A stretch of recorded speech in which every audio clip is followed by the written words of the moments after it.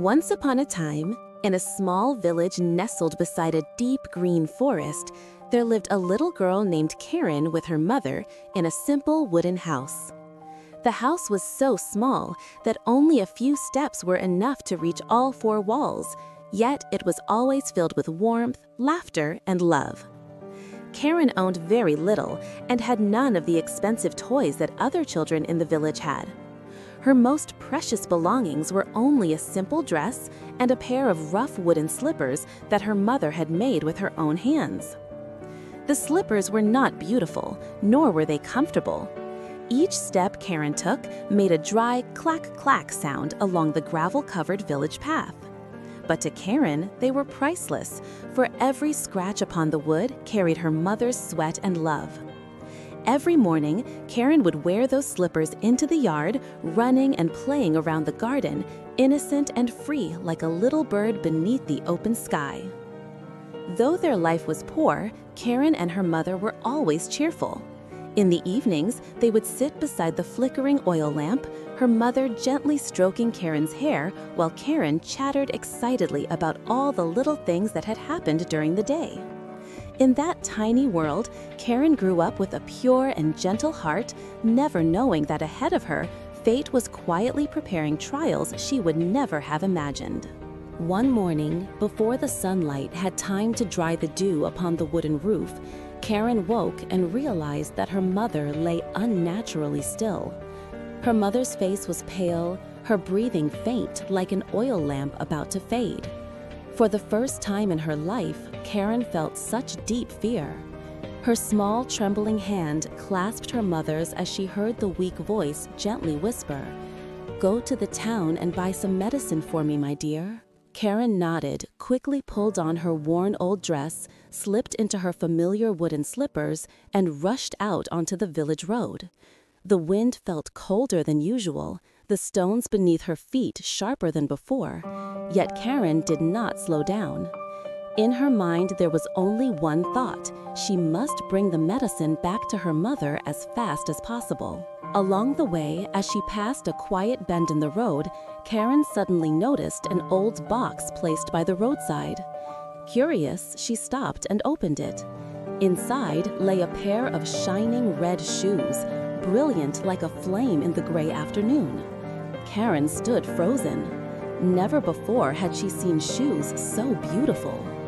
The rough wooden slippers on her feet suddenly felt unbearably heavy. Karen bent down and gently touched the soft fabric of the red shoes. Her heart began to race. A small voice within her whispered that perhaps the shoes belonged to someone else. Yet another part of her was drawn helplessly by their beauty. After a few moments of hesitation, Karen hugged the box to her chest and continued on her way, carrying with her both confusion and a secret that had just awakened in her heart. When Karen returned to the small wooden house, her breath was still quick from running, and the box holding the red shoes was tightly clutched in her hands. Her mother lay on the bed, her eyes weary yet still glowing with tenderness when she saw her daughter come home. Karen placed the medicine on the table, then slowly opened the box in front of her mother, her voice both excited and timid. "Mom, I found these shoes on the road. They're beautiful, aren't they?" The mother's gaze faltered for a moment. She looked long at the bright red shoes, then slowly shook her head. "My child, they may be beautiful, but they are not yours. We should not wear another person's shoes. Perhaps the owner is sad because they have lost them."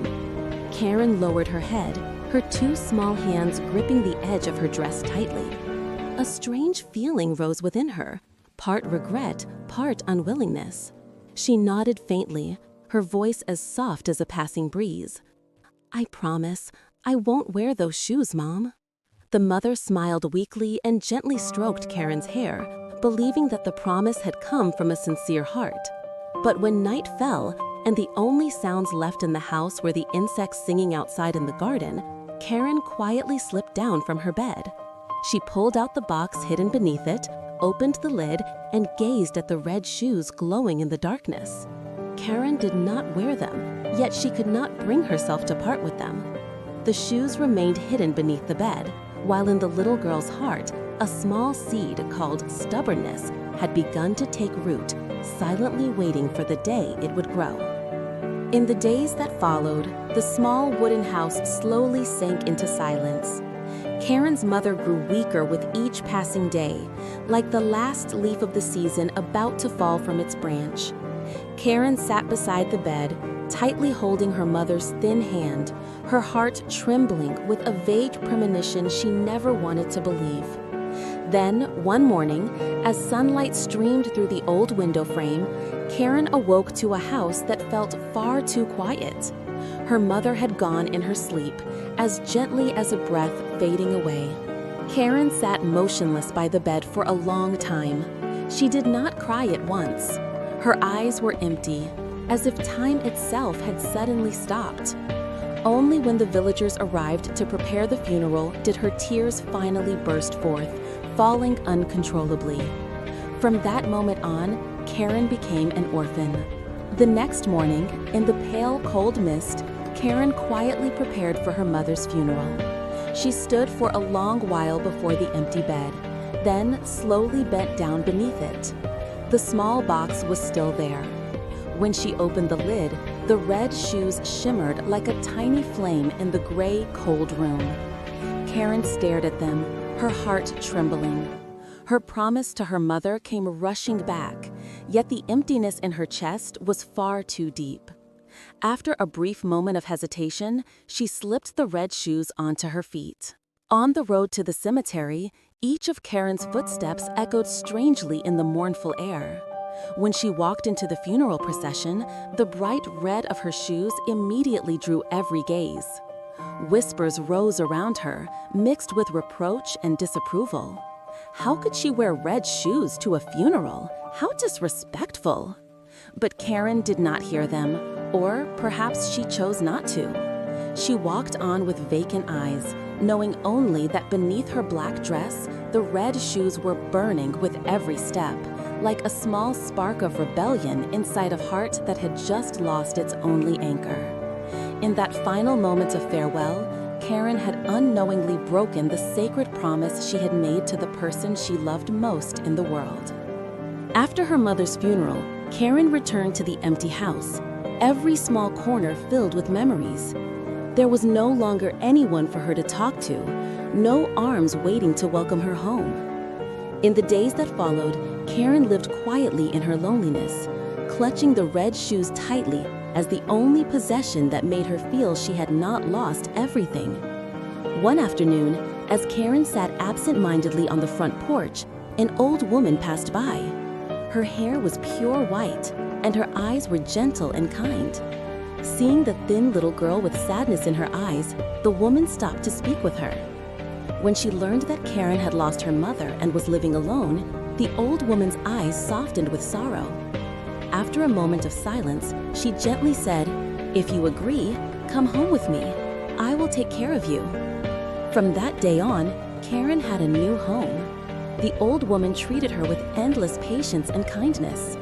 Warm meals were always waiting, the small bed was neatly made, and every evening was lit by a gentle, comforting lamp. Yet there was one thing that troubled the old woman: the red shoes Karen still wore every single day. "Karen, you should put those shoes away now. They are old and no longer suitable," the old woman advised softly. "I will buy you a new pair of shoes." Karen shook her head at once, hugging the shoes tightly as if afraid they would be taken from her. "No, I only like these ones." The old woman sighed. She did not have the heart to force her, only hoping that Karen would one day understand. In the end, not wanting to make her sad, Karen reluctantly took off the red shoes and tossed them into a hidden corner. Yet deep inside her heart, her longing still quietly burned. In the days that followed, though her life had become more comfortable, Karen often found herself secretly gazing toward the place where the red shoes were hidden. The shoes were no longer on her feet, but the stubbornness remained whole in her heart, silently waiting for the chance to rise again. Karen grew up quickly in the old woman's house. New clothes, a warm bedroom, and lovely little toys slowly replaced the poor life she once had. From the outside, everyone thought Karen was truly fortunate. But only the old woman understood that as Karen grew, she also became harder to please. The stubbornness of her childhood had not disappeared. It had grown stronger with her youth. One day, Karen stood before the mirror, gazing at her longer legs and taller figure. She took off the blue shoes she was wearing and frowned in annoyance. Everything is too small now. The old woman looked at her grandchild and smiled kindly. Then let me take you to town to buy new shoes. At those words, Karen's eyes immediately lit up. The streets were crowded, the shoe shops lined up one after another. Karen walked past each store, yet her eyes kept sweeping ahead, as if she were searching for something familiar. Then suddenly she stopped. Inside a glass display shone a pair of red shoes, glowing like a small flame in the afternoon street. Karen's heart nearly tightened. "That's it! Just like the pair from long ago!" Karen cried out. "I must have these!" The old woman looked at the shoes, then at the price tag, and her heart suddenly grew heavy. Her voice softened. "Karen, you are grown now. You need shoes that are proper and respectful. We should only buy those black shoes for important occasions." But Karen's face changed at once. "No, I won't wear black shoes. I only wear red ones. If you don't buy them, I'll walk barefoot for the rest of my life." Her stubborn words cut into the old woman's heart like a small knife. She stood silently for a long moment in the crowded shop. Finally, fearing that Karen might truly act on her threat, the old woman clenched her teeth and bought both pairs, the necessary black shoes and the red shoes Karen demanded. The last coins in her pocket vanished with the soft clink at the cashier's counter. On the way home, the old woman walked slowly. Each step felt as if she were stepping on stone. Her worn old shoes made her feet ache sharply. She panted and called out weakly, "Karen, wait for me a moment." But Karen did not turn back. She strode ahead, the brand new red shoes glittering under the evening light. Each step filled with delight and self-satisfaction. She was so absorbed in her own joy that she forgot behind her there was someone who had exhausted herself just to please her. When they finally reached home, the old woman nearly collapsed from fatigue. As for Karen, she only looked down at the red shoes on her feet, her heart overflowing with pleasure. She had no idea that in that very moment, a crack had appeared in the bond of love, a crack called selfishness. On a gloomy morning, the sky was covered in a heavy gray, as if foretelling something ominous. The old woman stepped into Karen's home, her voice slow yet firm. "Today, we must attend a funeral in the town. Remember to wear your black shoes. It is the very least to show respect." Karen nodded absent-mindedly, her eyes drifting elsewhere. After the old woman left the room, Karen stood still for a moment before the two pairs of shoes placed side by side. On one side were the simple, quiet black shoes. On the other were the sparkling red shoes, glowing as if they were calling her name. Karen's heart trembled with the same familiar feeling. After a few seconds of hesitation, she pulled the red shoes toward herself, slipped them onto her feet, and cleverly hid them beneath her long skirt. On the way to the cemetery, the old woman walked slowly beside Karen, unaware that beneath the fabric was a wrong choice quietly shining. When the funeral bells began to toll, people gathered in silence. The air grew heavy with sorrow. And then, amidst that morning stillness, a flash of bright red suddenly flickered beneath Karen's steps. Startled gazes turned toward her, and whispers spread at once like a cold wind. "Red shoes at a funeral? How disrespectful!" Those words gradually reached the old woman's ears. She turned and saw the gleaming red shoes on Karen's feet, her face turning pale with both anger and heartbreak. "What did I tell you? Why do you still refuse to listen?" Her voice trembled, not with fury, but with deep disappointment. Yet Karen did not reply. Her eyes stared into distant emptiness, as if she had already separated herself from every reproach. At that moment, a young nobleman passed by. He was struck by Karen's beauty, and especially by the radiant red shoes beneath her skirt. He stepped forward and bowed politely. "You are truly graceful. You must be a wonderful dancer. Tonight, please come to the ball at the palace." Those flattering words were like fuel poured onto the flame of pride within Karen. She smiled, her heart quivering with delight.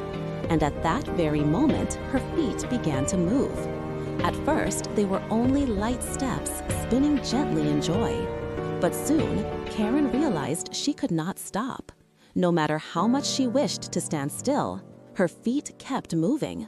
The dance quickened, twisting faster, pulling her out of the crowd, away from the old woman's frightened cries, and from the stunned gaze of the nobleman. "Karen, stop!" But the shoes did not listen.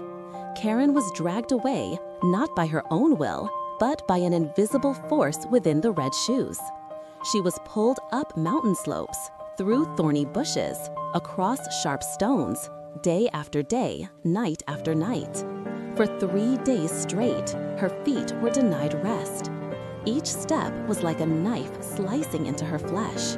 Mud clung to her skin, thorns tore into her soles, and blood mingled with tears. At last, in complete exhaustion, Karen burst into sobs in the wild forest. "I'm sorry. I won't be stubborn anymore.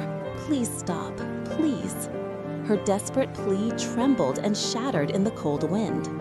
And then, when her final regret was poured out, the red shoes suddenly leapt from her feet and danced wildly on their own in the empty space, leaving Karen collapsed upon the cold ground. In that moment, only the once proud girl remained there, weak, broken, and painfully aware of the true price of blind stubbornness. When the red shoes sprang from her feet and danced wildly into the darkness, Karen collapsed onto the icy ground. Her whole body trembled, her legs burning with pain as if they no longer belonged to her. Every breath pierced through her chest like a sharp ache. Mud, blood, and tears mixed together, blurring the faint moonlight above. For the first time in her life, Karen truly understood what helplessness meant. She lay there for a long time, until she finally managed to struggle up. Karen found a dry branch to use as a walking stick, dragging herself forward step by step in agony. The road home suddenly felt longer than ever. Every step was a cruel reminder of the stubbornness that had pushed her to the edge of the abyss. The wind cut cold against her skin, yet Karen no longer had the strength to tremble in fear. In her mind, there was only one single thought: to go home, to beg for forgiveness. When the small house appeared through the pale mist, Karen could no longer hold back her tears. She burst into sobs like a lost child who had finally found her way back. The door swung open. The old woman stood there, her silver hair lightly tousled by the night wind, her eyes filled with both worry and sorrow. Without a single word, she rushed forward and wrapped Karen in her arms. That fragile embrace trembled, not from weakness, but from the release of all the fear she had endured. "I'm home," Karen choked, her voice breaking apart. "I was wrong. I was truly wrong." The old woman did not scold her. She only held Karen tighter, as if afraid that if she let go, this child might be swept away once more. That night, she gently cleaned Karen's wounds and bandaged every small cut on her trembling legs. Each time the pain flared, Karen bit her lip to keep from crying out. Yet, in her heart, the pain of the body no longer mattered. What filled it now was overwhelming remorse. In the days that followed, Karen had to remain still as her legs recovered. She no longer demanded, no longer threw tantrums. At every meal, she finished all her food, even if it was only dry bread and a thin bowl of soup. Each morning, as Karen saw the old woman bent over sweeping the yard, her heart tightened once more. Awkwardly leaning on her stick, she stepped out to help, little by little, slowly, but with sincerity. Karen began to learn how to say thank you, to learn patience, to learn how to yield. The simple things she had once never cared about suddenly became more precious than any sparkling pair of shoes. One afternoon, as soft sunlight fell across the porch, the old woman sat beside Karen and spoke gently. "You are not a bad child. You only let greed and pride cover your heart." Karen lowered her head, silent tears slipping down her cheeks. "I will never be like that again, I promise." From that moment on, the small house grew warm in a very different way. No longer filled with demanding noise, but with peaceful evenings where soft conversations rose beneath the glow of the oil lamp. Karen was no longer the girl of the red shoes. She had become a young woman who knew how to cherish love, to bow in humility before her mistakes, and to rise again through her own kindness. And from that very moment, Karen's life truly turned a new page, a page of awakening, of gratitude, and of a heart that had finally learned how to love in its truest form. That spring arrived as gently as forgiveness itself. Tender green shoots sprouted along the porch, and the sunlight was no longer harsh, but softly spread its golden glow over each old stone. By now, Karen had nearly recovered completely. The legs that once suffered through that fierce dance could now walk steadily again, slow but peaceful. One afternoon, as Karen was helping the old woman hang laundry in the yard, the sound of horse hooves suddenly stopped at the gate. She looked up. Before her stood the same nobleman from long ago, the same face, the same warm gaze, yet this time without the recklessness of that night at the ball, replaced by the quiet calm of someone who had been searching for a very long time. "At last, I have found you," he said softly. "That night, you vanished in the middle of the dance. I have always wondered if you were safe." Karen lowered her head, her heart trembling slightly, not with pride, but with deep emotion. She told him everything, about the red shoes, about the day she was dragged through pain, about her awakening, and about the old woman who had reached out and saved her life. He listened in silence, his eyes growing deeper, filled with greater respect. "I once mistook brightness for true worth," Karen said quietly, "but now I only wish to live a simple, honest life." He smiled. "That is what makes you truly shine." From that day on, he often visited the small house. He helped mend the fence, brought along books, and carried wildflowers from the roadside. The old woman watched them with gentle eyes, her heart light as the evening breeze. There were no grand balls, no sparkling red shoes, only peaceful afternoons where two people sat side by side, listening to the wind move through the leaves and learning to love not with blind passion, but with gentle understanding. Karen stepped into love with bare, simple feet, yet this time, every step she took was real freedom. And happiness, at last, had arrived, not loud, not dazzling, but enduring, like the golden light of the late-day sun upon the small house of long ago.